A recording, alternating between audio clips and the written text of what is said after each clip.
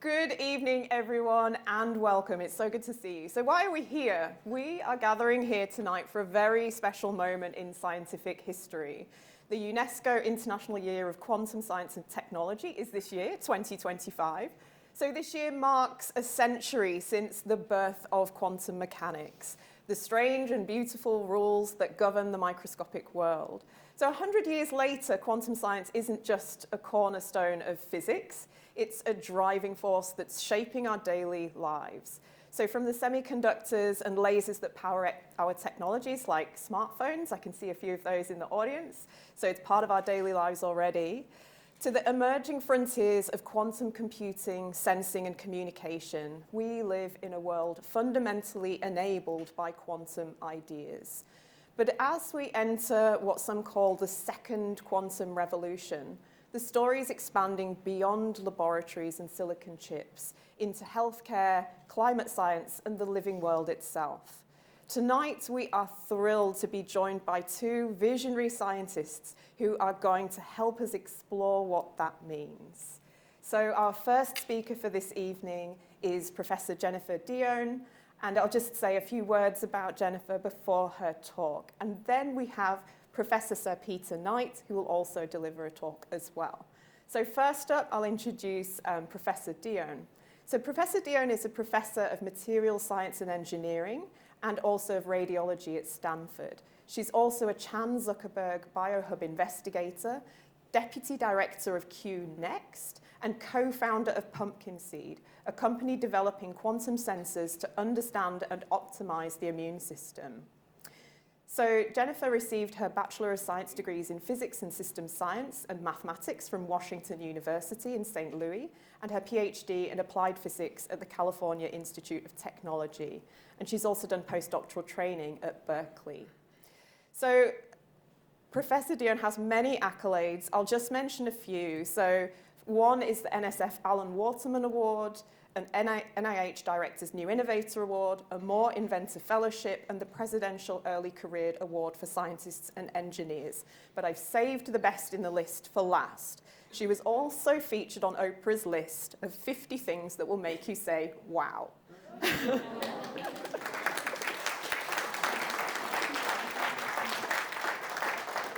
can't wait for your talk. Thank you so much.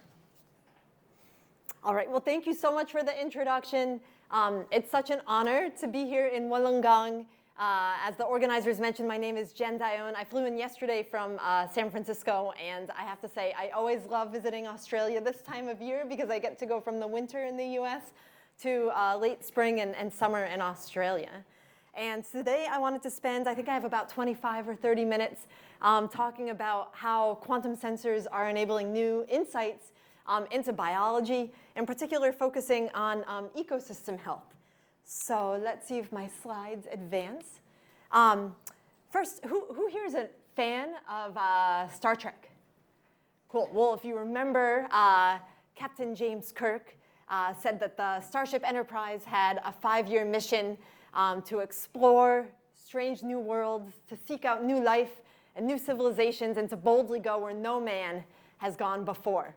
So when I grew up watching that, I thought for sure space was the final frontier.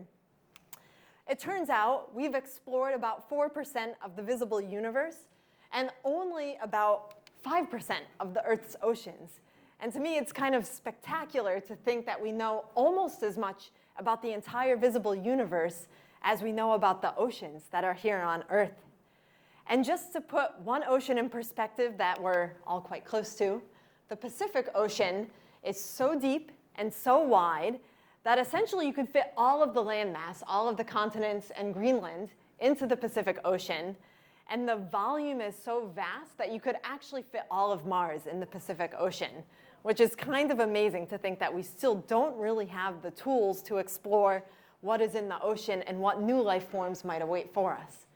But what we do know is that the life we have discovered is pretty extraordinary. So I don't know if any of you have seen this mantis shrimp.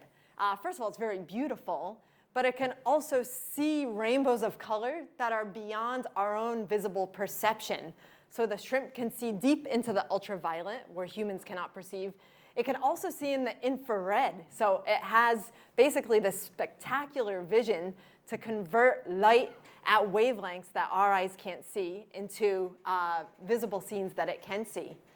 And not only can it see beyond where we can, but it also has these incredible like pinchers or claws that close so quickly, I think at speeds near 50 miles per hour, that they create sonic booms and temporarily have temperatures that are hotter than the surface of the sun, which is kind of amazing. So that's how it stuns and kills its prey.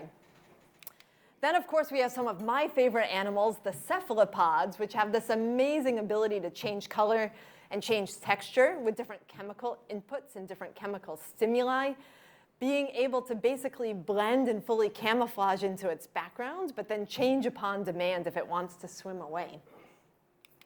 And then we also have really incredible organisms that basically can breathe rocket fuel and live in temperatures that are hotter than boiling water. Here's one example, Archaeoglobus, basically meaning it's a round organism, sulfocalidus, which means that it basically is skilled at handling sulfur. Now, it's not only that we have incredible organisms that can do these kind of heroic feats, but we also have organisms that are pretty critical for life on Earth, including cyanobacteria and phytoplankton. So these phytoplankton comprise about 1% of all plant biomass, and yet are responsible for over 50% of Earth's photosynthetic activity. And here you can see an image from one of the NASA satellites showing basically the greenish absorption and luminescence of some of these cyanobacteria. So they consume roughly 37 billion metric tons of carbon dioxide, close to the amount that we're emitting with all of our industrial processes. And then not only are those marine organisms providing the oxygen that we need to survive, but they're also enabling natural product synthesis that helps to inspire the sorts of natural products that we make either in the chemical manufacturing industry or in the pharmaceutical industry. And to provide just a couple of examples, probably many of you have heard of the Haber-Bosch process, which is used for synthesizing ammonia that helps create the fertilizers to fuel basically the planet and feed the planet. Now, for a long time, we thought that the way nature made ammonia was by having plants that had basically symbiotic bacteria that contain this enzyme called nitrogenase. And these bacteria that are symbiotic with plants are so good at fixing nitrogen from the atmosphere that they can do so at room temperature and pressure, whereas the Haber-Bosch industrial process requires very high temperatures and extremely high pressures. So plants and their symbiotic bacteria have somehow figured out a way to synthesize nitrogen at much lower temperatures and pressures than our industrial processes require. So they essentially hold the secret, some of which might be contained in science and quantum science, in terms of how to more sustainably manufacture chemicals. But beyond plants, it turns out that there are also these single-celled algae, which just recently, only a year ago, were found to have an organelle that also can fix nitrogen. So this helps to explain some of the nitrogen cycling that had been observed in the ocean. And you can see basically that organelle that fixes nitrogen as kind of like a hockey ball shaped structure inside this algae. So definitely recommend reading this paper that came out in Science last year. But kind of amazing that in the ocean, we no longer need symbiosis between plants and bacteria to have nitrogen fixation. We actually have an organism that's showing us the secrets of how it can be done efficiently. Likewise, I'm sure many of you have heard of the plastic polyethylene. The precursor to that is ethylene, probably one of the most valuable chemicals on the planet, and yet one of the biggest contributors to global CO2 emissions.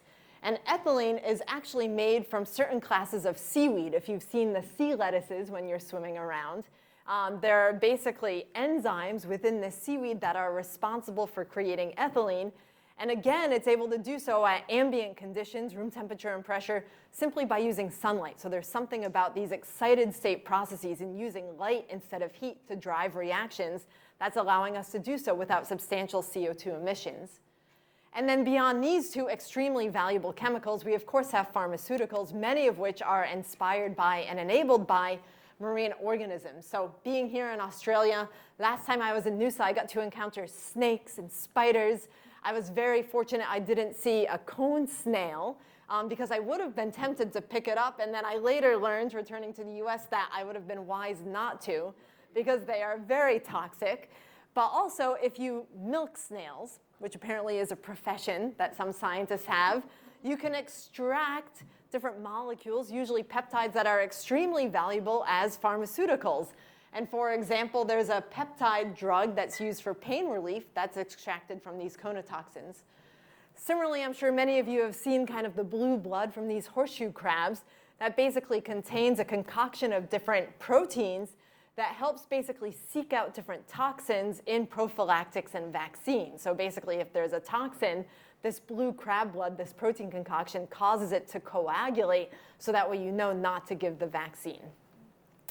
So some of the ways that we've learned about these different marine organisms comes from doing biological experiments, and in particular, looking at the DNA of these organisms. And the way the work is generally done is you go out on a research vessel, and then you collect Niskin bottles, essentially Nalgene-like bottles of seawater.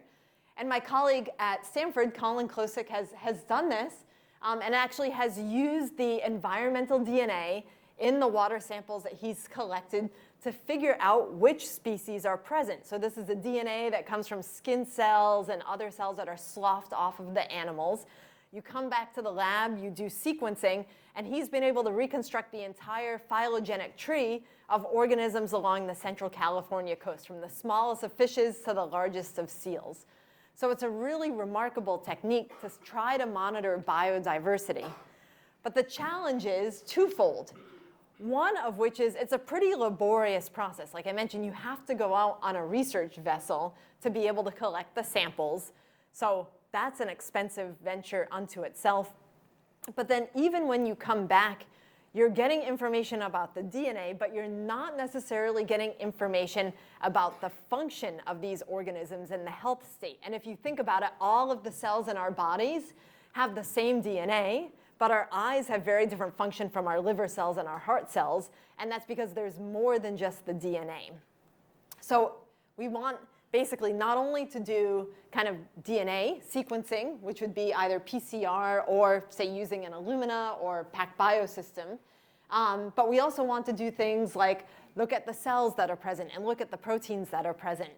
And if you think about culturing the cells, generally it's very challenging to do single cell analysis, but especially for marine organisms, only about 2% of all bacteria and archaea can actually be cultured in lab environments. So it's very challenging to take some of these organisms, bring them back to the lab, and be able to put them in a happy enough environment where they want to replicate.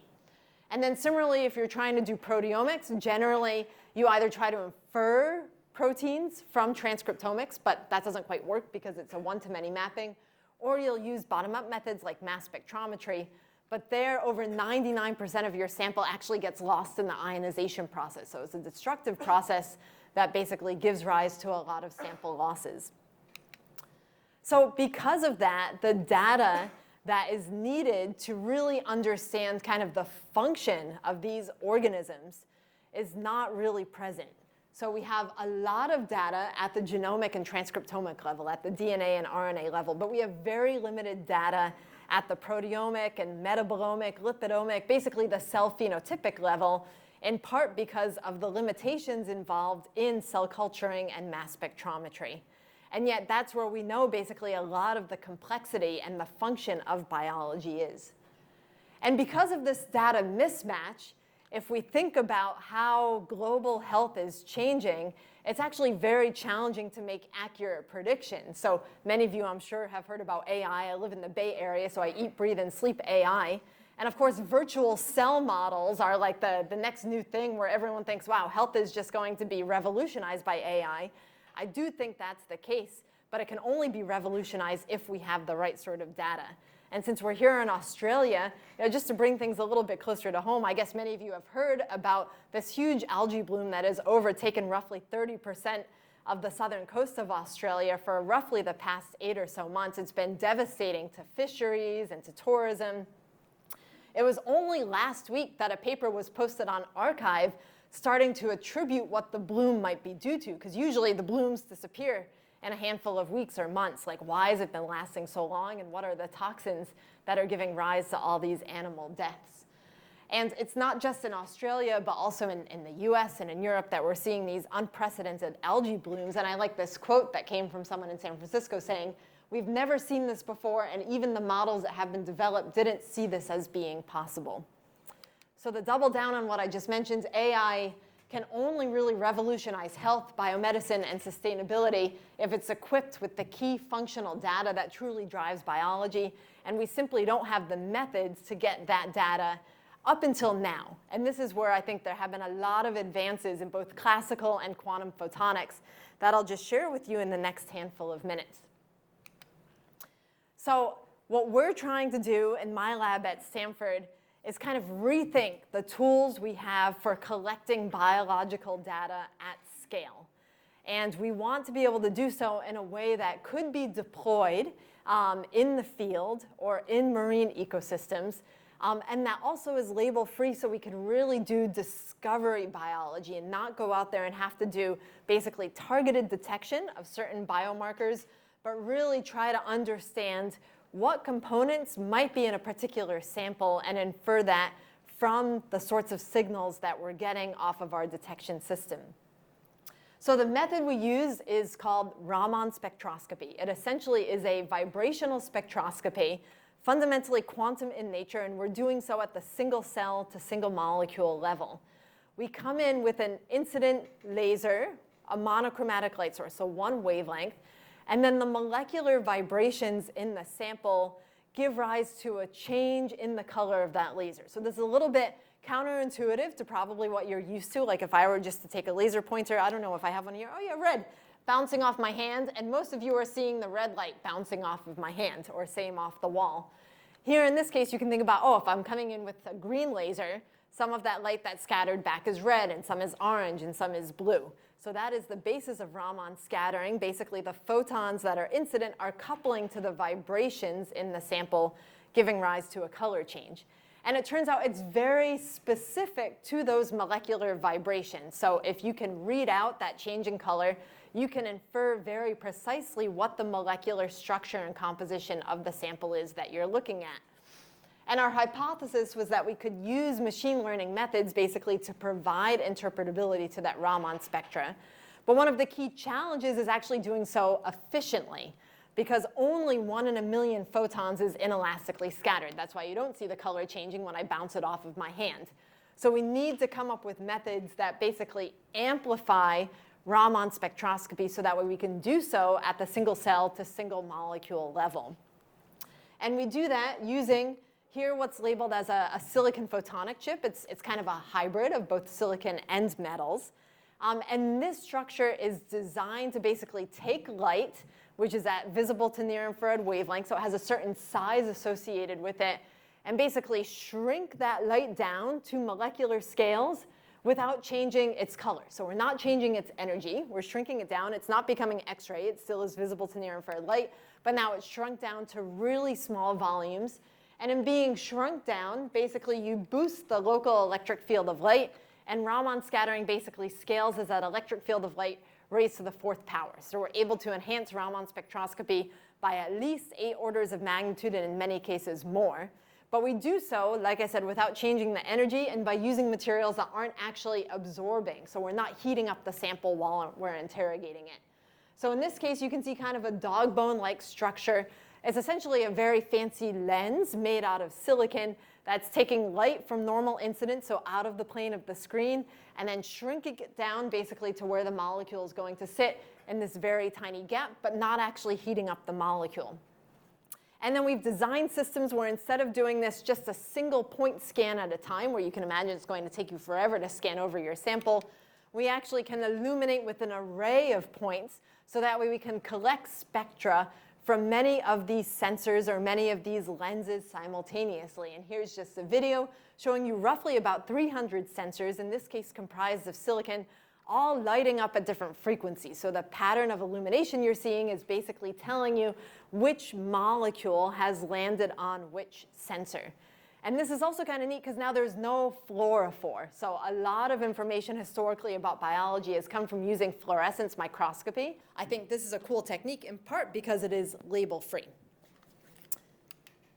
And then with this particular lens structure, like I said, we're shrinking light down, but we're also able to pattern many of these resonators on a given chip. So here in Stanford's clean room, what we've been able to do is create sensors that have at least, or patterns that have at least 5 million sensors per square centimeter. Hopefully you can see some of the iridescent purple in the audience. With just that chip that we've created in Stanford's clean room, it's essentially equivalent to over 31,096 well plates, which if you were to do this in a conventional biology lab would take up roughly the size of a basketball court. So we've been able to do that now on 1 square centimeter, really shrinking down the area that's needed for being able to do biological assays. And then I have a spin-out company that you heard about earlier called Pumpkin Seed, where we've gone from 5 million sensors per square centimeter to over 100 million sensors. And all of the materials that we're working with can be made in a CMOS-compatible electronics foundry. So these are photonic devices. And a lot of times the materials used in photonics don't necessarily play along friendly or well with the materials that you use in an electronics fab. But collaborating with IMEC, which is a CMOS foundry in Brussels, we've been able to make these devices now on 300 millimeter wafers. So basically 12-inch wafers that each have over 100 billion sensors on them that allow for this very scalable single cell to single molecule Raman spectroscopy. Okay, so just to give you a few examples of how we've used these, like I mentioned, we want to move beyond DNA sequencing, which is kind of the blueprint for cells, and move to the functional level of biology. So how can we obtain information about protein sequences at scale? Well, in this case, what we do is the proteins are basically eluted off of the cells of interest. They all have very diverse sequences, but a really fun thing about a lot of the proteins and peptides we're looking at is that they have a C-terminus, a carbon-rich terminus. So we basically bind those proteins to our chip via their C-terminus. And then what we do is we collect the Raman spectra over each sensor.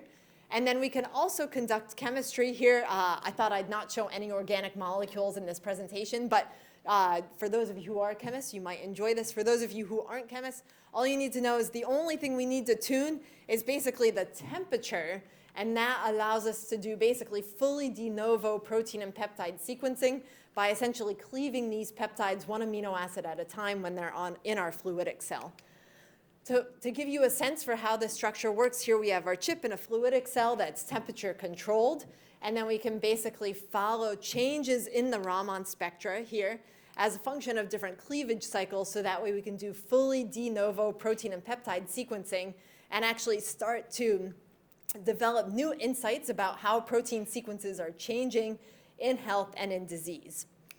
So as one of the first examples, we were collaborating with actually Genentech that was interested in looking at different point mutations in protein fragments that correspond to the transition from health to a cancerous tissue. What they were interested in is creating vaccines against metastatic cancer, and they can best do that if they remove the tumor from a particular organism and then sequence all of the peptides that are on the cell surface and figure out how those differ from the healthy peptides. And then they can create basically an mRNA vaccine that helps prime the patient's immune system to fight off the metastatic disease.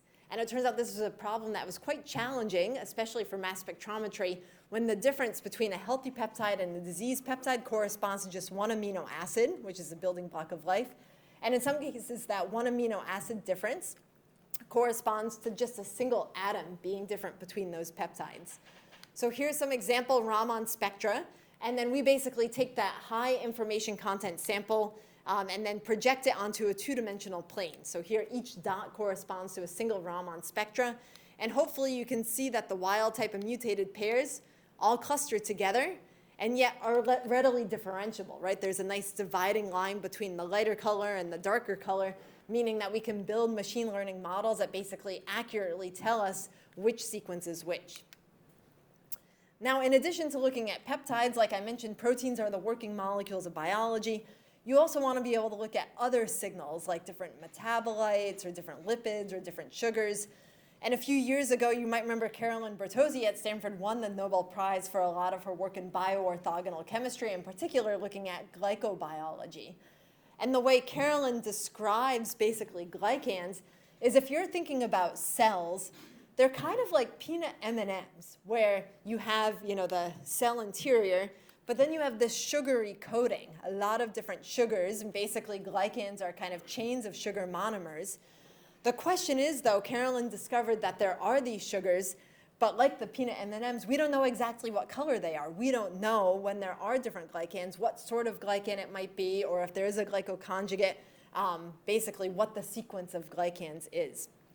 And here the sorts of quantum kind of single molecule sensors that we're developing are allowing us to now get insights into what these particular sugar structures are like. So here's just a handful of different sugar structures. Here, if you're not a scientist, they probably look like hieroglyphics, but each different colored circle corresponds to a different sugar monomer. And here what we can do is on our sensors basically determine different sugar groups. And there's a certain set of sugars that have this fucosylation, which is this red triangle at the bottom. There are others that are non-fucosylated. And then we can also figure out kind of the number of monomers that are in a certain branch structure. And then I'll also mention that Raman is not only like a fingerprint or like a random hash for the molecules that we're seeing, but from the Raman, we can also infer new structures even if we've never seen them before. And the way we're doing that is not just by experimentally looking at different protein sequences or glycan sequences, but actually tapping into advances in quantum computing to be able to do really efficient first principles calculation. So Raman, like I mentioned, fundamentally is a quantum phenomenon where you're coming in with light. It's coupling to basically vibrations or phonon modes in your molecules. And basically, we can use density functional calculations to accurately predict or to simulate what is the Raman spectra of certain molecules. And you can see it actually agrees quite well with our experimental results. And then what we can do is look into different bands and actually correlate those bands to different molecular vibrations that are present. So just as an example, over here you can see this one band. That actually turns to be a band that is specific to an N-glycosaminoglycan. So basically there are different bands where now if we see them in the Raman spectra, we can say we know this molecule or this biomarker is in the sample. And then just a few more slides beyond looking at individual molecules kind of in a milieu. What we can also do is start looking at individual cells without having to culture them. And in this case, what we do is basically take our sensors, which are also configured to enhance Raman, but now at the single cell level. And just to provide a few examples of kind of the insights you can get, here you can see a Raman spectra where there are different bands that correspond to things like the nucleic acids or the lipids or the amines that might be in a cell. And on the one hand, doing single-cell Raman spectra might seem a little bit easier because your Raman cross-section is bigger than for a single molecule, but it's actually a little bit more complex to interpret because now you have kind of a water balloon of molecules, so it's a lot more convoluted in terms of how you do the interpretation. But in the last handful of years, my lab has shown that you can use single-cell Raman spectra to differentiate different bacterial species and strains, as well as different eukaryotic species and strains. And here you can see Raman spectra corresponding to a handful. In this case, we looked at about 30 different bacterial species and strains. They all look kind of similar, but you can actually build very accurate machine learning models that allow you to interpret that Raman spectra and start to get accuracies that rival traditional cellular methods and mass spectrometry-based methods. And then beyond just looking at cell species and strains, you can actually tell phenotype. And the analogy I would give is like, okay, if I'm using Raman spectra to differentiate all of us or do facial recognition, that's quite good. But now can I determine how tired or happy or stressed you all are from that Raman spectra? Well, this is the sort of data that I'm showing here, kind of the ability not just to do species and strain detection, but phenotype detection. Here, for example, looking at drug resistance of tuberculosis, where it's all the same bacteria, basically a tuberculosis strain, but the tuberculosis has different susceptibilities to different antibiotics listed here, amikacin, rifampicin, isoniazid, and moxiflacin. And then the cool thing is you can dive into the Raman spectrum and figure out what are the important bands for featurization. And that allows for miniaturization of the hardware. So I realized in this presentation I had the flow cell, but I didn't actually show the surrounding optics. So here's my student holding a handheld Raman spectrometer that allows for basically detection in this case, TB endemic regions of TB-resistant bacteria. And then similarly, we can also look at immune cells and kind of activation of different immune cells, including immune cells of the innate immune system and the adaptive immune system. And that's a good way to tell if someone has an acute or a chronic infection or a transition from health to disease. Okay, so where is all of this headed? I started off with this talk about how space is not the only final frontier and we have the vast oceans to explore. Well, thanks in part to advances in quantum science, including quantum computing, that allow us to do some of these more rapid first principles calculations, advances in materials and sensors that are now allowing us to do single molecule spectroscopy, and then also thanks to work from some of my colleagues at Stanford and also work internationally, there's been incredible advances in robotics that are enabling autonomous underwater vehicles that can go essentially on a single charge from California to Asia. And these autonomous underwater vehicles are equipped with a number of sensors. Usually those sensors are more like physics-based, like temperature and pH. But my colleague Chris Sholin at Monterey Bay Aquarium and Greg Jouchette at NOAA have developed this environmental sample processor that can sit in this autonomous underwater vehicle and basically process liters of seawater essentially each second. So that means the seawater is coming in. This environmental sample processor is getting rid of a lot of the big gunk that might be flowing in.